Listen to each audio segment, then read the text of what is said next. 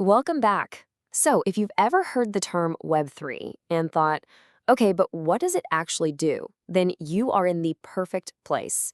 We're going to skip the dense, complicated theory for a bit. Today, we're diving straight into real life examples of Web3 in action, apps and services that are already changing how we deal with money, listen to music, and just use the internet.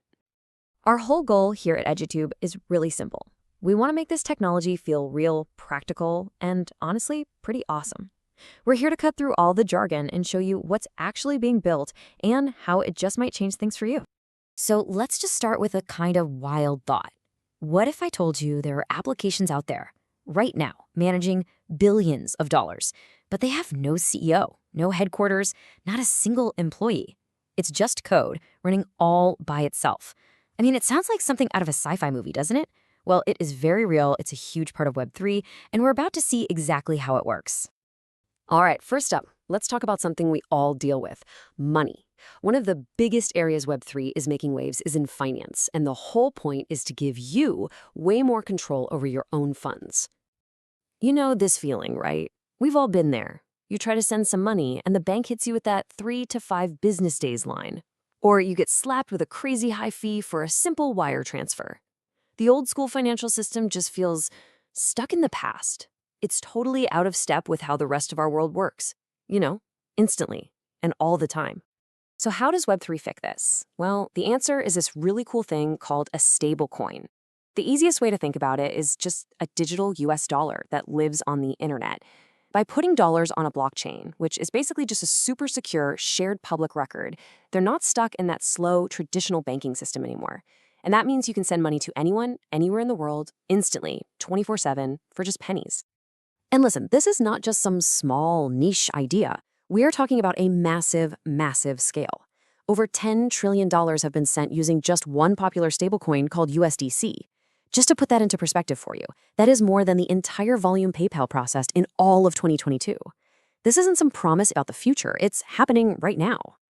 Okay, so that's moving money around, but what about trading it? You've probably heard of big names like Coinbase, right? They're what we call a centralized exchange. Think of it like any regular company. It's got employees, big fancy offices, marketing budgets, and it charges you fees to cover all those costs.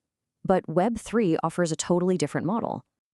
And this is where things get really wild. Meet Uniswap. It does the same thing as Coinbase. It lets you trade different digital currencies. But here's the huge twist. Uniswap isn't a company. It's a piece of software. It just runs automatically on the blockchain. There are no middlemen, no corporate overhead, which means the fees to trade are way, way lower. So you might be asking, does this crazy idea of a software-run exchange actually work? Well, the numbers kind of speak for themselves. Back in March of 2023, Uniswap, the software program, processed $72 billion in trades. That was 1.4 times more than Coinbase, the giant publicly traded company. People are literally voting with their wallets for a cheaper, more direct way to trade. Okay, so we've seen how Web3 is changing how we move and trade money by, cutting out the middleman. Now let's see how that exact same idea is shaking up the creative world.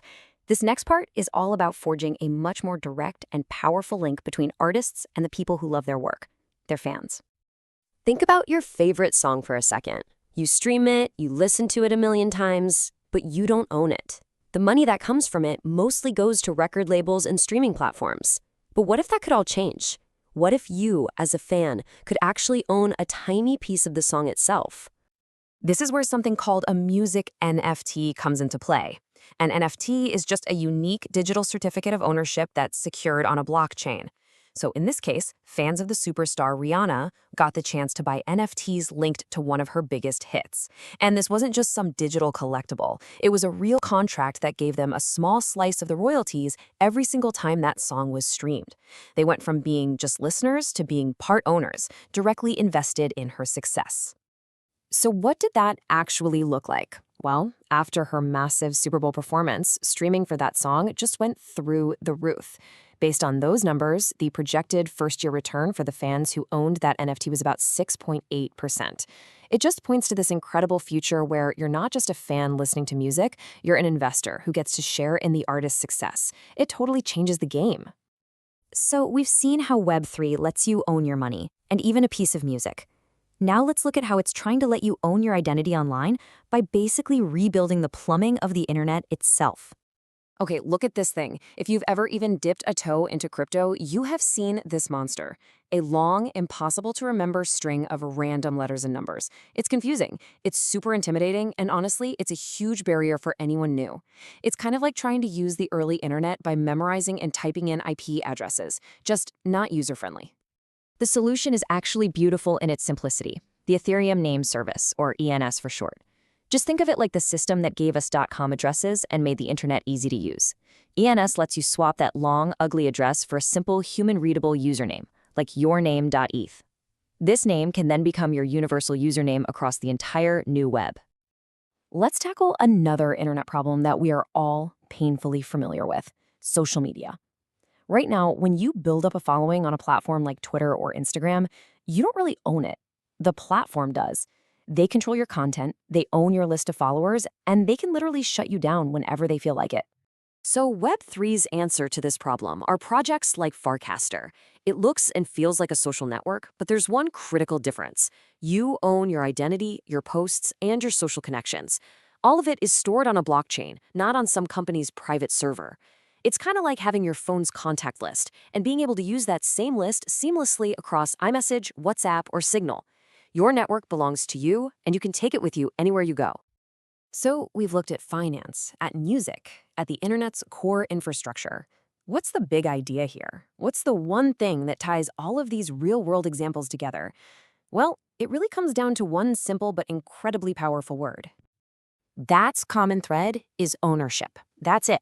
Whether we're talking about your money, your creative passion, or your online identity, the whole goal of Web3 is to shift the power away from giant corporations and put it back into the hands of you, the user. It's all about user ownership, getting rid of middlemen, and having way more transparency. That is the fundamental upgrade that Web3 is trying to bring to the internet. And I want to leave you with this thought. It feels like so much is happening, but we are still so early in this journey.